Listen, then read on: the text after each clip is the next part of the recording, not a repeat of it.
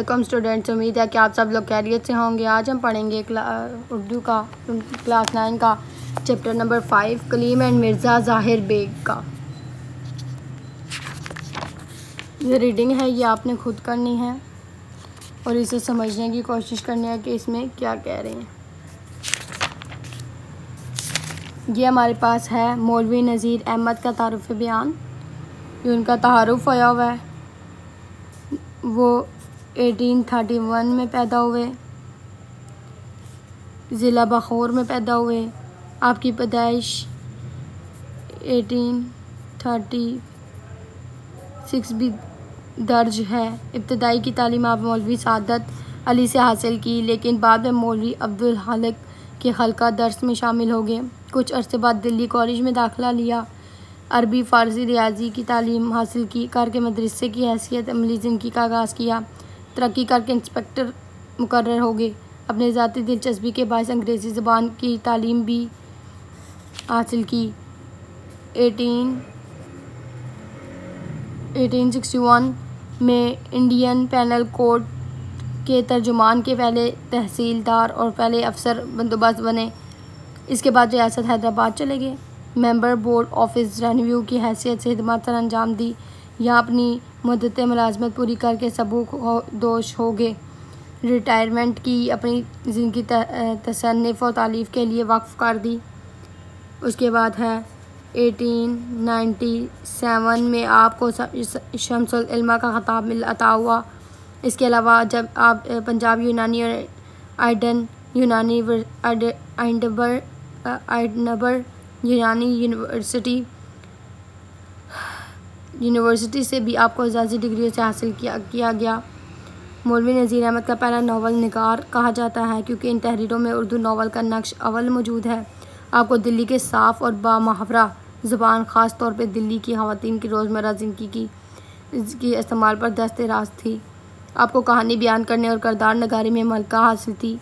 آپ کے بیشتر کردار اس میں باسمی اور یعنی جیسا نام ہے ویسا ہی شخص خوبیاں بھی کردار میں ہیں۔ اصلاح سب آموزی آپ کی تحریروں کا نمایاں پہلو ہے۔ مولوی نذیر احمد نے اردو آستانوں کے مافوق الفطرت کرداروں کے بجائے حقیقی زندگی کے کردار پر موضوع لکھے۔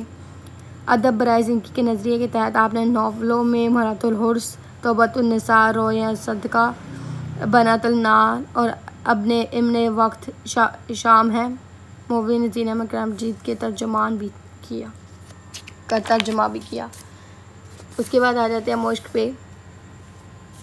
مشق کے ہمارے پاس درست جواب پہ نشاندہی کریں۔ لفظ ڈرامہ کس زبان کا لفظ ڈراؤ سے مشتق ہے؟ یونانی۔ جملہ اسمیہ کے مسند الہی و مسند دونوں ہوتے ہیں اسم۔ کلیم کی کنڈی کھڑکانے پر کتنی لونڈیاں چراغ سے نکلی؟ 2۔ مرزا ظاہر دار بیگ نے کلیم کو کہاں ٹھہرانے کا بندوبست کیا؟ ویران مسجد میں۔ شکاری نے بندوق چلائی۔ اس جملہ فعلیہ میں مفعول کسے کہا گیا ہے؟ بندوق۔ اس کے بعد آ جاتے ہیں یہاں پہ نثر پاڑے کو پڑھ کر درجہ ذیل سوالات کے جوابات دیں۔ یہ آپ نے پڑھنا ہے اور یہ ہمارے پاس ہے سوالات کے جوابات۔ بار بار پکارنے اور کنڈی کھڑکانے کا کیا نتیجہ نکلا؟ بار بار کنڈی کھڑکانے سے 2 لونڈیاں چراغ لیے ہوئے اندر سے باہر نکلی۔ بس یہاں تک۔ کلیم نے جب ظاہر دار کے متعلق پوچھا تو لونڈی نے کیا جواب دیا؟ کلیم جاؤ مرزا کو بھیجو۔ لونڈی کون مرزا؟ کلیم مرزا ظاہر بیگ جن کا مکان ہے۔ اور کون مرزا؟ لونڈی یہاں کوئی مرزا ظاہر بیگ نہیں رہتا، یہاں کوئی ظاہر بیگ نہیں ہے۔ یہاں تک، یہاں سے لے کے یہاں تک سیکنڈ۔ 3rd ہے اندر سے آنے والی لونڈیوں میں سے ایک نے کیا پوچھا؟ ایک نے پوچھا کون صاحب ہیں؟ اتنی رات گئے کیا کام ہے؟ یہاں تک۔ 4تھا کوشچن ہے ظاہر بیگ کے متعلق لونڈی نے کیا حقیقت بتائی؟ 4th ہمارے پاس یہاں سے ہے جمع دار کے وارثوں کو خدا سلامت رکھے۔ موا ظاہر بیگ جمع دار کے وارث بننے والا کون ہوتا ہے؟ یہاں تک، یہاں سے لے کے یہاں تک 4تھا۔ ظاہر بیگ اصل میں کہاں رہتا تھا؟ یہاں سے اس مکان کے پچھواڑے اپلو کے ٹال کے برابر چھوٹا سا کچا مکان ہے اور اس میں رہتا ہے۔ اس کے بعد ہمارے پاس ہے کلیم کی آواز دینے پر ظاہر بیگ کس حالت میں باہر آیا؟ کلیم نے وہاں جا آواز دی۔ کچھ دیر بعد صاحب ننگے دھڑنگ جانگھیا پہنے ہوئے باہر تشریف لائے۔ ظاہر بیگ نے کس مسجد میں کلیم کو ٹھہرایا؟ اس کی حالت کیا تھی؟ یہ یہاں پر ہے۔ ایک نہایت پرانی چھوٹی سی مسجد تھی۔ وہ مسجد درار کی طرح ویران و ہشت ناک، نہ کوئی حافظ ہے، نہ ملا، نہ طالب علم، نہ مسافر۔ ہزار با چمگادڑیں اس میں رہتی تھی۔ ہزارہ، یہ ہمارا 7واں ہے، یہاں سے یہاں تک۔ 8واں کوشچن ہے، اس عبارت میں ظاہر بیگ کی شخصیت کون سا پہلو ہمارے سامنے آتا ہے؟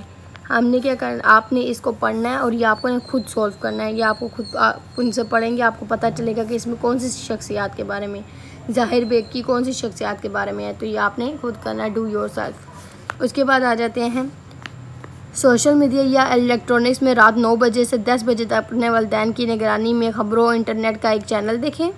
اس گھنٹے کے دوران پیش کی جانے والی خبروں اور ڈراموں میں اٹھائے گئے اخلاقی، معاشرتی، ثقافتی نکات سن کر اہم نکات کا تبصرہ اپنی ساتھی طالب علم کے ساتھ دہرائیں۔ آپ نے 9 سے 10 بجے کے درمیان خبریں دیکھنی ہیں اپنے والدین کے ساتھ، اور ان میں جو بھی باتیں ہو رہی ہیں ان کو نکات کی صورت میں اپنے دوستوں کو بتانی ہیں۔ اگلا ہے کلیم اور مرزا بیگ کو اس کے اسلوب میں بیان پیش نظر آتے ہیں۔ اس مقصد کے لیے پڑھیں کہ آپ کلیم اور مرزا بیگ دونوں کردار کے متعلق اپنی ذاتی رائے پیش کریں۔ وہ کہہ رہے ہیں کہ آپ نے اس پوری چیپٹر کی ریڈنگ کرنی ہے اور پھر کلیم اور مرزا بیگ کا کیا کردار ہے وہ بتانا ہے، خود اپنی ذاتی رائے پیش کرنی ہے۔ سبق: کلیم اور مرزا دار بیگ کے علاوہ آپ نے شامل نصاب افسانہ بیڑیا کا مطالعہ کیا۔ دونوں عبارات کی غرض و غایت اور سخت کو پیش نظر رکھتے ہوئے ان کے مناسب محتاط مذاق نہ کریں، نیز دونوں ادب پاروں کے زمانہ کی تاریخ سے واقف ہوتے ہوئے عصری تناظر ان کی اہمیت پر رائے دیں۔ آپ دونوں چیپٹرز کو پڑھنا ہے، بیڑیا کو اور یہ کلیم اور مرزا دار بیگ والے کو، اور اس میں اپنی ذاتی رائے دینی ہے، اس کا موازنہ کرنا ہے۔ اس کے بعد آ جاتے ہیں نثر پاروں کا موازنہ کرتے ہوئے مصنف کے انداز بیان کو سمجھیں اور جماعت کو دیگر طالب علم کے ساتھ اس کا تبصرہ کریں۔ مولوی نذیر احمد نے کلیم کے کردار کے ذریعے نوجوان نسل کو کیا نصیحت کی؟ آپ نے چیپٹر پڑھنا ہے اور اس کو خود سولو کرنا ہے۔ ظاہر دار بیگ جیسے لوگ ہماری زندگی اور معاشرے میں کیا کردار ادا کرتے ہیں، اس کو بھی آپ نے خود کرنا ہے۔ افسانہ بیڑیا میں مصنف کس خوف کا شکار تھا؟ بزدلی کا۔ وہ ذہنی طور پر بزدل تھا اور کوئی کام سر انجام دینے میں مشکل ہوتی تھی۔ افسانے کا مرکزی خیال بیڑیا کس علامت کے طور پر استعمال ہوا ہے؟ خوف کی علامت۔ میں نے یہاں سے لکھا افسانے کا مرکزی کردار بیڑیا خوف کی علامت کے طور پر استعمال ہوا ہے۔ آج سے 100-150 سال قبل اردو کا الفاظ املا ایسا نہیں تھا جیسے کہ آج مستقل ہے، یعنی آج بہت سے الفاظ کو توڑ کر لکھا جاتا ہے، یعنی ماضی میں اکٹھا لکھنا معیوب نہیں سمجھا جاتا۔ مثلاً شامل نصاب سبق کا درجہ ذیل اقتباس میں احاطہ کریں۔